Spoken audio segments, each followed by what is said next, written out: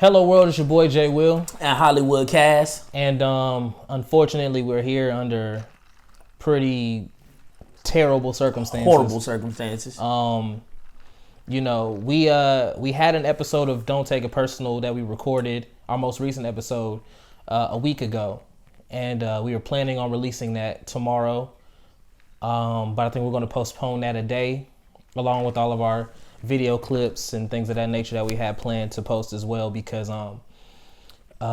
we received news today that one of the greatest basketball players of all time, Kobe Bryant, died in a helicopter crash, along with a few others, including we just found out was his daughter Gianna. Yeah.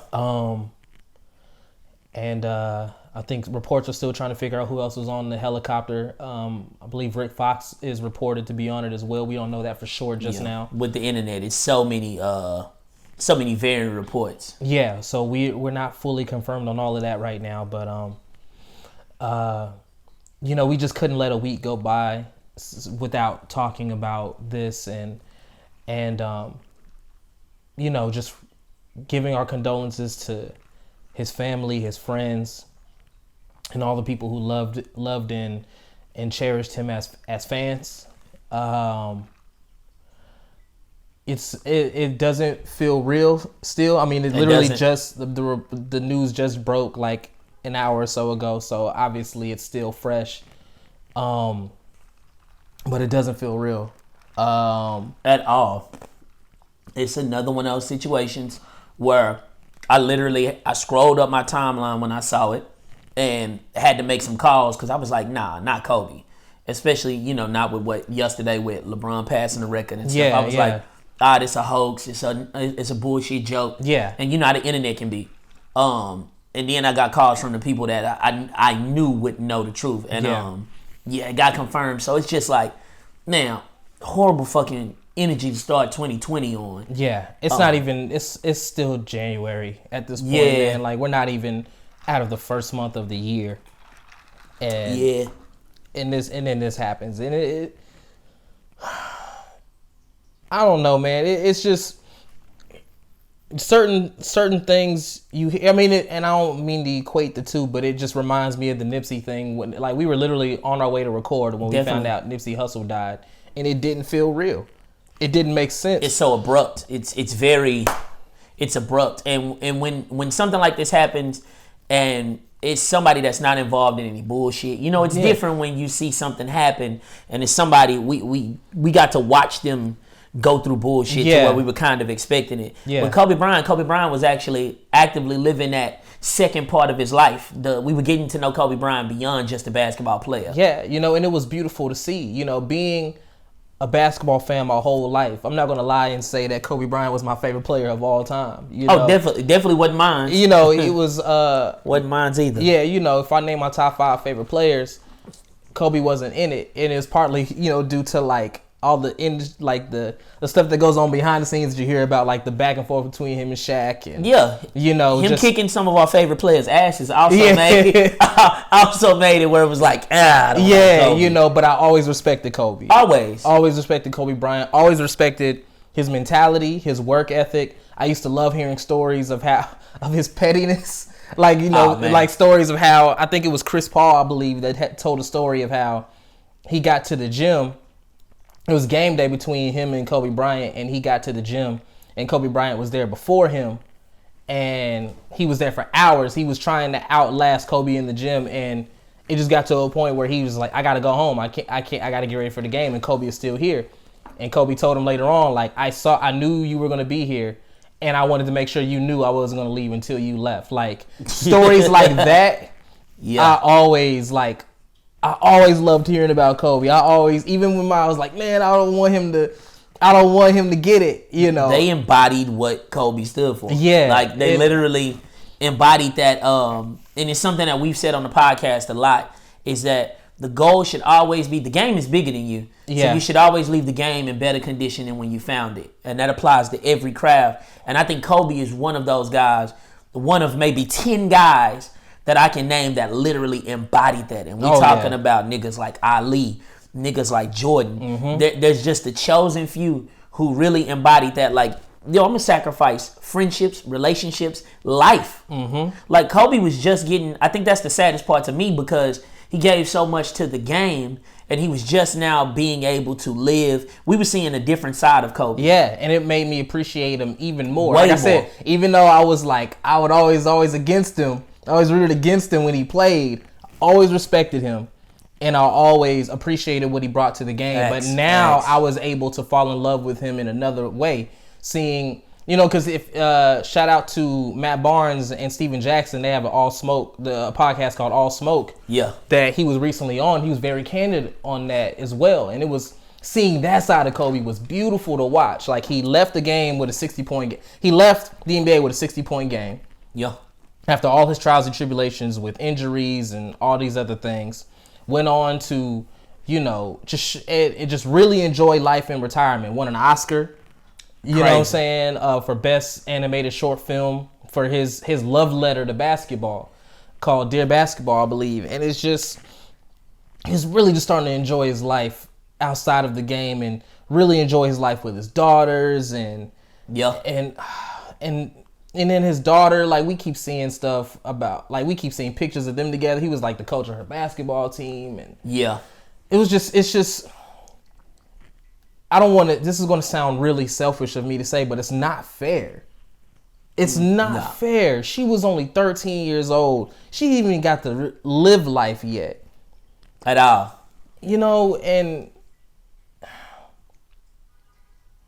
it's a lot. It's a lot. Definitely. It's a lot to take in. I mean, because like I said, it's only been an hour or so since we found this out. And it's going to take a while to really digest all of this because, as someone who believes in God as a Christian, you work hard not to question the things that God does in life. But it's just moments like this where you just have to wonder, like you have to try to find a purpose of certain things. And this is one that's going to take some time to really get used to for me. I still was not fully over the Nipsey thing. Not even close to being over that. I mean, tonight is the Grammys, and they're giving a tribute to him at the Grammys. It hasn't even been a year since he died. It hasn't even been a year. Yeah. And they're going to give him a tribute at the Grammys. Like, I'm still dealing with Mac Miller's death. Mac Miller just dropped an album called Circles that was great. If you haven't listened to it yet, make sure you listen to it. It's just all of this. And I know people die every day. I'm not naive. Sure. I'm not. And we've lost people that we care about before. This is nothing new. And I don't want it to come off like that. Like I'm taking this harder than I've ever taken death before. I've even lost loved ones. We all have. It's just really sad. And as media personalities, we pride ourselves on really talking about any and everything, especially things that affect us personally or affect the world. And we couldn't have let a week go by without, giving our condolences to everyone who loved and cared about him, specifically his wife and kids. And just to show our appreciation for what he not only brought to the game, but brought to the world. Facts. Because that mentality is a thing. Mamba mentality. Yeah, it's a thing. It's wild because like this is something that'll be studied in this isn't just a lot of people that know me know that I study business and marketing. This is his mentality is so insane that it went beyond basketball. Yeah. Even if you're not a basketball fan, you can find I remember one of my proudest moments of this nigga Kobe, because I wasn't rooting for him on the court. Yeah, for sure. My proudest moment of Kobe was when I saw him on MSNBC post retirement, and he was launching a venture capital firm. Yes. And when I saw him in the suit, I saw how so many athletes struggle to transition and redefine themselves because their entire lives are predicated on playing this game. And when they retire, they don't know what the fuck to do. They've ran out of money, some of them. They or even if they have a pocket full of money, it don't take long to run out of money because they're chasing this feeling that they can never get back. Yeah. And seeing Kobe on MSNBC in a suit talking about basically taking this basketball mentality, this Mamba mentality into business, to me it was super inspiring. And that's what made me really start to respect him, because I was like, Say family, he's bigger than basketball. Yeah. This mentality is beyond. When you read The Art of War, you're not just talking about war. You're talking about business. Yep. You're talking about sports. Yeah. You're talking about actual combat. You can apply it to so many different things. And I think Kobe Bryant is kind of like in a post-feudal Japan world, he is Sun Tzu. He taught us some of the art of war. He taught us that if you really want to win at something, you got to be dedicated. You can't be out here getting drunk every night. You can't be out here, just bullshitting. You can't be Adrian Broner, basically. And he said, and there's multiple reports of him rubbing teammates the wrong way because of how dedicated he was to his craft. And in hindsight, you got to respect it, man. You got to. You have to respect it. You have to appreciate it. And one of the last of the men's men, man. Yeah, like that dude was a fucking man's man. I hope this inspires so many people to be great and just to be the best versions of themselves, and inspires people to, if you tell your loved ones that you love them, that you care about them, that you appreciate them, and that just continue to hold on to the fact that life is short and you got to live it to the best of your abilities. And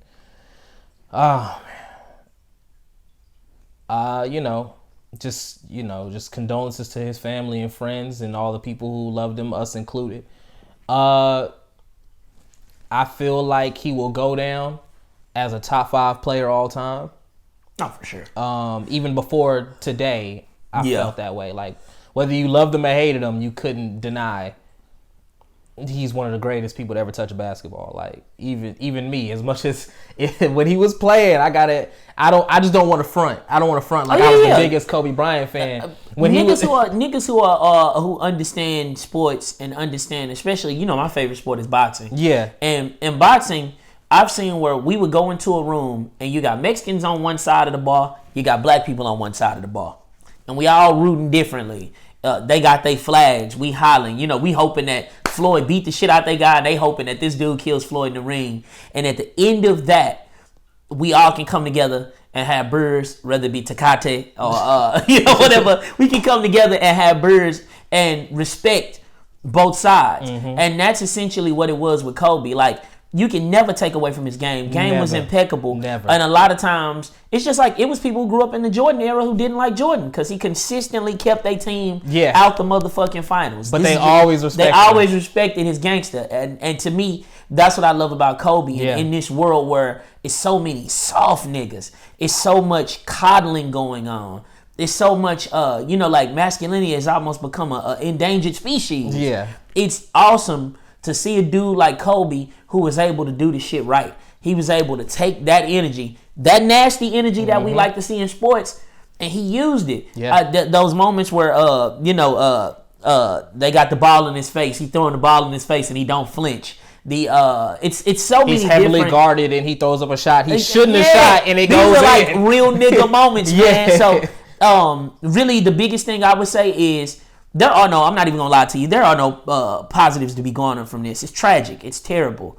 But in the world that we live in, you have to find, even if it's a fucking myth, in order to stay sane, you have to find some type of underlying silver lining in these situations. Yeah, for sure. So one of the things that I would say is, going forward from this situation, number one, we should all be aware that if Kobe can die tragically and out of nowhere, understand, ain't nobody exempt from that. So whatever dreams you got somebody you want to tell you love them, you want to quit your fucking job and go nigga. I don't give a fuck what it is, do it. That's one. And number two is, he died and he's impacting people that are not from his city, not from his state, that are, LA is crying as hard as Philly is. Italy is crying as hard as LA is. And we in Dallas fucked up about it. So the thing that I recognize is that when I go, if I was to go right now today, I wouldn't have this type of impact. And that's what I want. So going forward from this day, in light of all the great shit we finna see about Kobe, all the brilliant shit we finna see, we're gonna see think pieces about him. I want you to go home and think about what you want motherfuckers to say about you when you pass, because ain't none of us escaping this bitch alive. Nobody gets out of life alive. Nobody. And like I said, this is tragic. This is definitely not one of those things where it's like, oh, don't grieve, dog, because we all gonna die. No. Everybody gonna grieve because this man impacted our lives. We grew up with this nigga. We saw this nigga on Moesha. You know what I'm saying? We grew up with this nigga. I remember the cuts. Facts. Yeah. So, with that being said, man, take that energy. I know it's negative as fuck, but take the energy, whatever energy you can garner positively, and go forward, bro. Be Kobe. Let's hope that if we die at 41, if you 20 right now and you die at 31, just make sure you leave an impact, man. You know what I'm saying? I want somebody to do a video like this for me when I'm fucked off. You know what I'm saying? When something goes wrong or whatever happens, I want people to remember me in this light. Because the way I'm gonna remember Kobe is it's all gangster memories. Even the memories where he firing up my team. Yeah. I'm still, you know what I mean? So just take that with you, man. Yeah. Again, rest in peace to Kobe. Rest in peace. And rest in peace to his daughter, man. Yes, definitely. And prayers over Vanessa, man. For sure. Prayers to his wife and his other children. And you know, like I said, we usually drop on Mondays, but we're gonna give a day. We're not dropping tomorrow, man. We're gonna drop. I guess we'll just drop it on Tuesday, but I can't. Like I gotta. Nah, tomorrow. Mamba Monday, man. Yeah, tomorrow ain't shit moving. Yeah, nah. Tomorrow is gonna be a moment of silence from us. So, you know, just hug your loved ones, man, and tell them how you feel. And it's your boy Jay Will and Hollywood Cass. We'll see y'all next time. Peace.